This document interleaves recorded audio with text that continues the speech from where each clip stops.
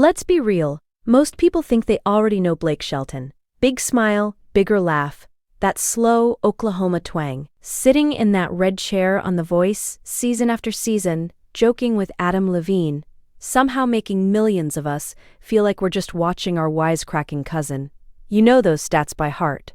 30 #1 singles, 9 Grammy nods. He built his career the way you'd build a barbed wire fence, by hand, foot by foot, under a sky with no end. He seems like the kind of guy who just landed in the right spot and watched success roll in while he kicked back. Hard to imagine a man with that life ever lying awake at 3 a.m., right? But that's nowhere near the whole story. Behind the crowd-pleasing charm, there's always more. Sometimes a whole world nobody stops to notice. The story everyone missed is about a body getting older quicker than it should, about swallowing pain just so you can keep going, facing yourself in the mirror and recognizing less and less. It's about that strange quiet feeling when you finally check all your boxes and you realize the silence inside your own head might be the hardest thing you've ever heard. Blake isn't just a story of triumph, it's a story of what that word really costs, and most of us never hear about that bill. We have to rewind all the way back to really get it. I'm talking about before the fame, before the hits, before anything that looked even a little like Nashville. Blake Shelton grew up in Ada, Oklahoma, a speck of a town with wide streets and a sky that just keeps going. No hiding there. Everybody knows everybody. If you sneeze on Monday, someone's already dropped off cold medicine by Tuesday. Life is simple in a way that's almost impossible to explain now. You get up, you work hard, you pull your weight. Take care of your people. Don't try to be slick. And, no matter what, don't forget your roots.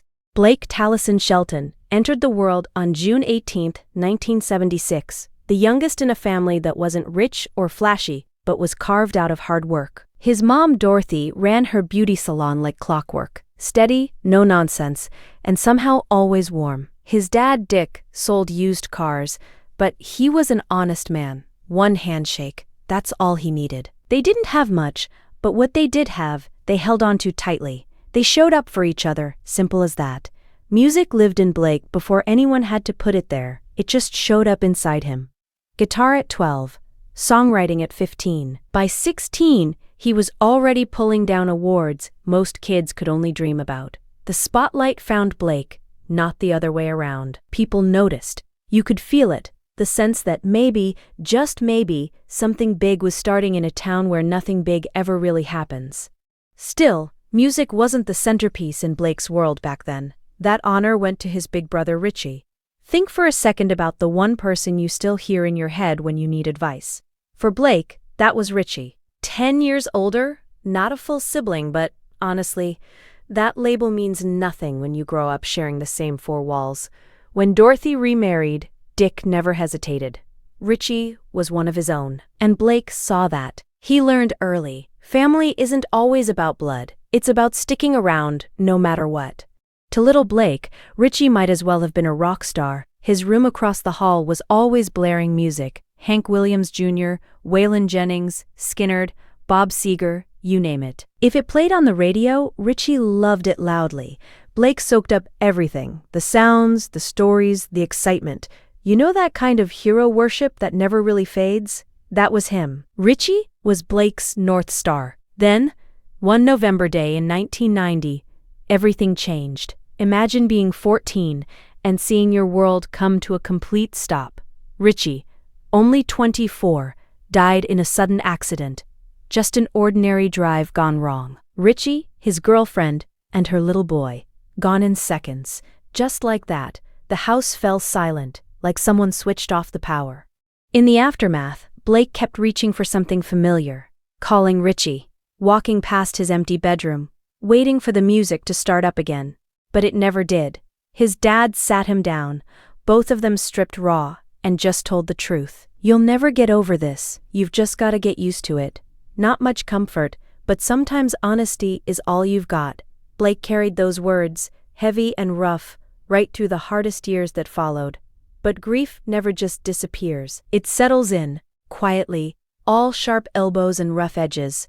You don't deal with it up front, so it starts to shape you without permission. Sometimes it hides in distractions. Another drink, another late night, throwing yourself into work because if you slow down, all you hear is the emptiness. We don't talk about that part of a person's story, but it's there all the same, a silent price, paid again and again, behind all the smiles and the big stages. Blake bolted from Ada at just 17. He was barely out of high school, restless, buzzing with a kind of loneliness that always echoed at dusk. He packed his dreams and his heartbreak and made his way to Nashville, the only place he could imagine chasing down the one thing that ever kept the emptiness at bay. Music. And not just any music, those old records drifting through thin apartment walls, infiltrating his bones, becoming something he had to let out or else explode. So Blake brought Ada with him. He carried Richie's voice, the old ghosts, the silence from back home, the kind that settles heavy after something precious shatters. Honestly, there's no amount of noise, no arena crowd, no fistfuls of applause that'll ever shove that Oklahoma quiet all the way out of your soul. Nashville didn't open its arms for him. It doesn't really do that for anyone. Those first Nashville years, not glamorous, not even close. Blake hustled to pay rent. Whatever job he could scrounge up, he painted houses, swung a hammer, took shifts stringing fence. Every spare moment went to pounding the pavement on Music Row, showing up at publishing houses that seemed to move a little farther away the closer he got. He learned the city's rules the only way they actually stick, by breaking them first, by getting doors slammed in his face, by getting told no, so often it started to echo like a second silence. But the thing about Nashville is, sometimes it just takes one person to see you. That happened in 1998. Bobby Braddock, one of those names people pass around in reverence, saw something in this tall, rowdy kid with a mullet and a grin you couldn't knock off. Blake's voice sounded like it had spent years soaking up barn dust and heartbreak. Bobby signed him, and suddenly, the machinery that runs this town woke up and started cranking. April 2001, Blake's first single, Austin, finally drops. This should have been it, right? The big break. Except, 2 weeks later, the label itself shuts down, just closes up shop like the universe was daring him to quit before he'd even started. Honestly, his dream almost stalled out right there. But then Warner Brothers Nashville stepped in, scooped him up, and put Austin back out there. The song caught fire. For 5 weeks, it held the top spot on the charts, tying a record Billy Ray Cyrus had set 10 years before. After 7 years of saying yes to every odd job and getting used to hearing not today at every publishing office, the kid from Ada finally made it. Then came The Voice. In 2011, NBC rolled out this new singing competition, and Blake Shelton, now a country star, signed on. But the show didn't just make him famous, it made him a whole American institution, a regular fixture in living rooms across the country. Week after week, people watched him spin around in that red chair, funny, irreverent, completely himself. His bickering and bromance with Adam Levine was so perfect, TV execs would kill to bottle it. Suddenly, people who'd never heard a country song knew Blake Shelton's laugh, his swagger, the whole Blakeness of Blake. Over the years, he stuck around for 23 seasons. His teams won 9 times. By the end, he was pulling in $13 million a season, numbers that didn't even seem real in Ada. Through all of it, the endless touring, marathon recording sessions, late-night TV shows, Blake kept drinking. Not in secret, not half-heartedly. Blake was loud about it, leaned into the rowdy, boozy country legacy. His Twitter bio, it just said drunk. During morning shows, he'd crack wise about spiking his coffee or sipping vodka from a Starbucks cup. He fell off a stage in Oregon in 2018, laughed it off the next day online, and his fans absolutely ate it up. Country music's been tangled up with alcohol forever. Blake didn't invent the culture, but he definitely wore it like a badge. Then, life threw something at him that no camera, no quick wit could help with. His marriage to Miranda Lambert was supposed to be the fairy tale of country music. 2 stars, 5 years of dating, then a wedding in 2011. They seemed like a perfect fit, publicly at least, 2 of the genre's biggest names, building a future together in the middle of all Nashville's mess and magic. People wanted it to last.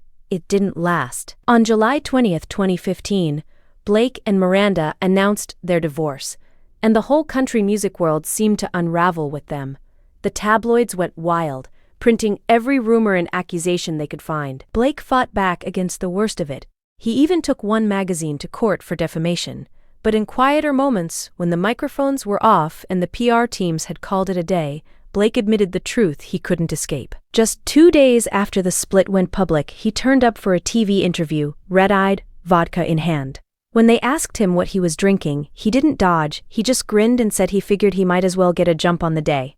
People laughed, sure, but the sadness under that joke wasn't hard to spot if you were paying attention. Blake would later call those months after the divorce his rock bottom. His words, he'd never faced pain or public pressure like that. The ranch in Tishomingo, which had always been his place to breathe and reset, became just another room full of regrets, ringing louder than any applause, stretching out in that Oklahoma silence he'd never really been able to outrun. If life is a series of verses, that one was all heartbreak, and Blake, for the first time in a long time, didn't know how the chorus would go. It's wild, really. Who would have thought Blake Shelton and Gwen Stefani would ever find each other in the messiest, most unlikely place? There she was in 2015, sitting across from Blake on the set of The Voice, and the world as he knew it had just fallen apart. That was the day he had to tell everyone, cast, crew, whoever happened to be in the soundstage, that his marriage was over. And Gwen?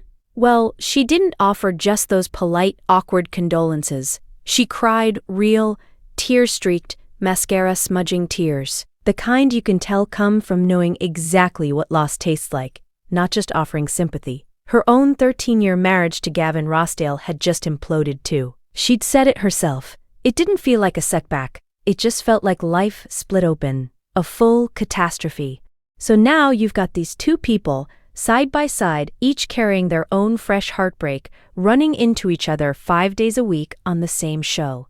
It started simply with quick, awkward little check-in emails. How are you holding up? Maybe they were both just trying to see if the other person was as wrecked as they were. But slowly, those quick messages turned into longer, late-night conversations. Friendship crept in, refused to stay in the just friends box, and began to push at the edges of something bigger. Gwen almost walked away from it all. At one point, she just stopped responding. She cut him off, trying to find her own balance alone. But Blake couldn't leave it at that. He reached out again with something new, a half-finished song asking her if she'd write a verse. She answered, and from that moment, things shifted. Neither of them could really pretend it was just about music anymore. A few years went by, and then, on July 3rd, 2021, they got married. The whole thing happened inside a chapel Blake had built for Gwen, out on his ranch in Tishomingo. Carson Daly did the honors. It was private, only family, the sort of wedding where no one is checking their phones. In a lot of ways, that was the true beginning, the first time Blake said he was really honest about who he was and what he wanted. Loving Blake wasn't like just falling in love with a guy. It was switching out your life, habits, scenery, even what you're supposed to do on a Tuesday afternoon. Blake fit Oklahoma like a glove. He moved across that ranch like he'd been born with boots on. But Gwen, the California cool girl, used to London and LA studios and neon lights, uprooted herself. She learned to love the quiet, wide-open land. She planted gardens, learned to drive a tractor, and started to understand the silence that came with all that green around her. Blake, though, drifted into a different kind of comfort. After 23 seasons, he left The Voice in 2023. His reasons made sense. He wanted more time with Gwen's boys, to slow down, to finally do stepfatherhood right. But quitting that relentless TV schedule left a vacuum. All those hours, once filled by work and cameras, got crowded by old habits, snacks, sodas, cold beer, barbecue. The comfort of home came without the structure to balance it out. Pretty soon, people around them started to worry. Reports said Blake's weight shot up over 30 pounds in less than a year. You know how it goes. Old eating patterns sneak in, the fridge sings your name, discipline slips. Gwen watched it happen. She's always been meticulous about health and staying fit, not out of vanity, but because she knows what ignoring your own body can cost. She wasn't worried about the scale or the mirror. She cared about how long he'd really be here. Blake admits it now. In one of those interviews that doesn't make big headlines but just quietly lands, he said he'd tried cutting back on drinking for real this time. Not as a joke, not as a punchline, but as a real goal for a new year. And he hadn't succeeded, at least, not yet. It wasn't some dramatic breakdown, just the straight truth. For 2 decades, he'd made drinking part of his public story. He was the redneck from Ada who drank because, well, that's what men from his hometown did. Letting go of that wasn't just a new health kick, it was about shifting the person he'd always been proud to be. If you ask me, it's not the actual change that's hardest. It's admitting that your favorite, most authentic self might also be the one who's quietly hurting you. That realization lands heavy.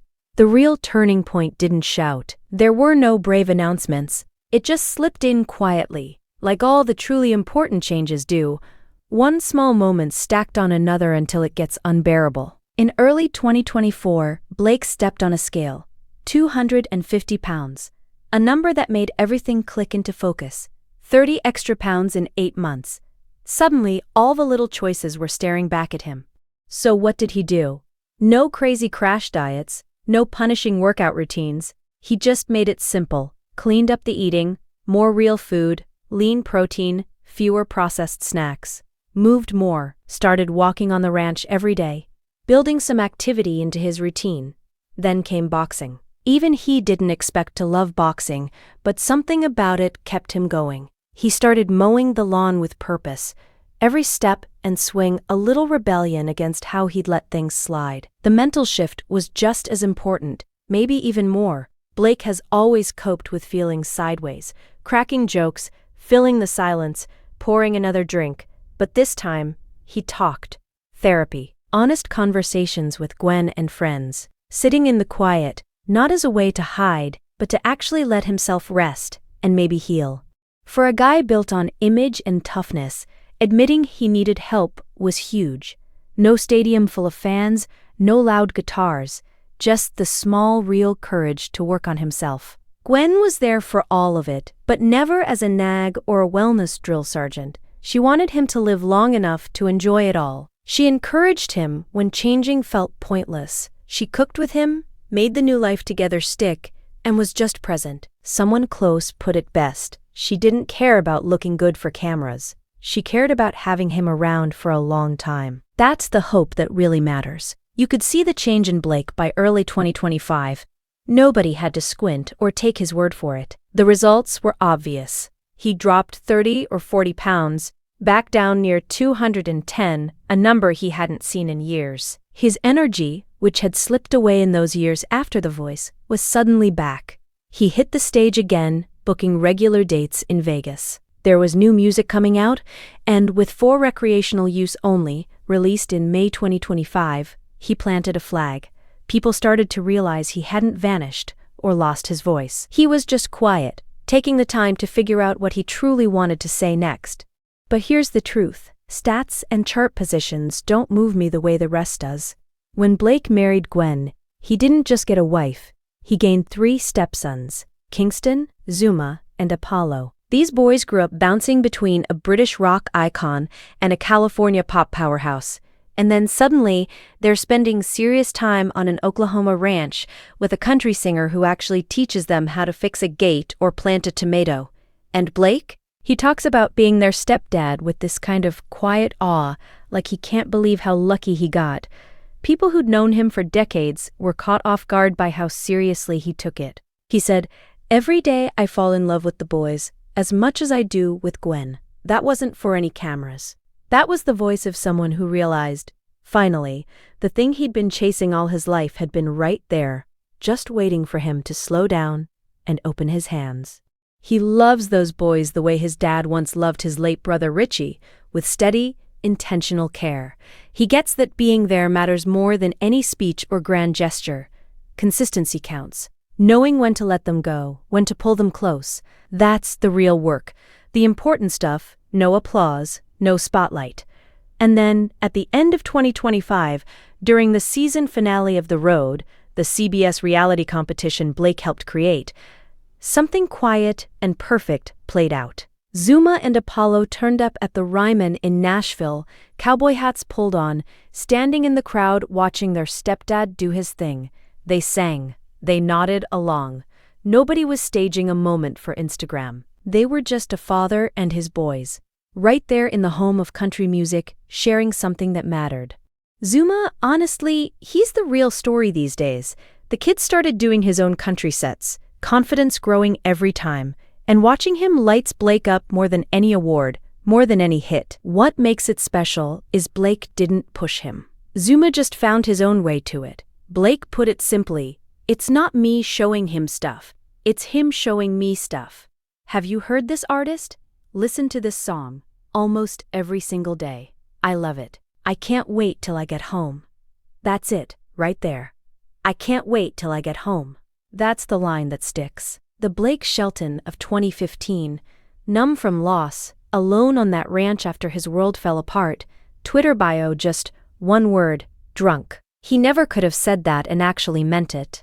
Now, nearly 50, he's racked up 31 #1 singles, sold more than 50 million tracks, pulled in almost 11 billion streams. In 2026, he landed his place as the second biggest artist in country radio history, right behind Kenny Rogers. He sold out his Vegas residency in a heartbeat, and then, classic Blake, rolled a Kubota tractor straight down the strip to hand his hotel keys to a valet. The crowd went nuts. But what really mattered is that he loved it too. But honestly, none of the numbers are the point. The heart of the story is a boy from Ada, Oklahoma, who lost his brother at 14 and carried that hole inside for 30 years, who always looked unbreakable, so much so that people closest to him forgot to check if he actually was. He drowned it all out with food, with beer, with always moving forward, afraid to stop and feel what he'd been through. It took nearly 50 years, but with Gwen at his side and 3 stepsons who needed him to show up, he finally stopped pretending and started healing for real. Richie's absence is always there. It shows up in how Blake talks music with Zuma, in that muscle twitch on every November 13th when he still reaches for a call he can't make, in the pain that sometimes leaks through certain songs. Grief hasn't vanished, but now he wears it openly. He used to keep it hidden. The Blake we see in 2026 carries it with honesty, and that's a different kind of strength. That silence from 1990, it never disappeared. Blake just learned, finally, to fill it with the right things. With Gwen, with those boys in cowboy hats, with the tractor he rode for a laugh because, in the end, he's still the same kid from Ada, just healthier, more honest, a little more at peace. That kid made it. Maybe not to the fantasy he had at 17, but to something truer and worth more than any chart or trophy. And if that doesn't reach you, I honestly don't know what would.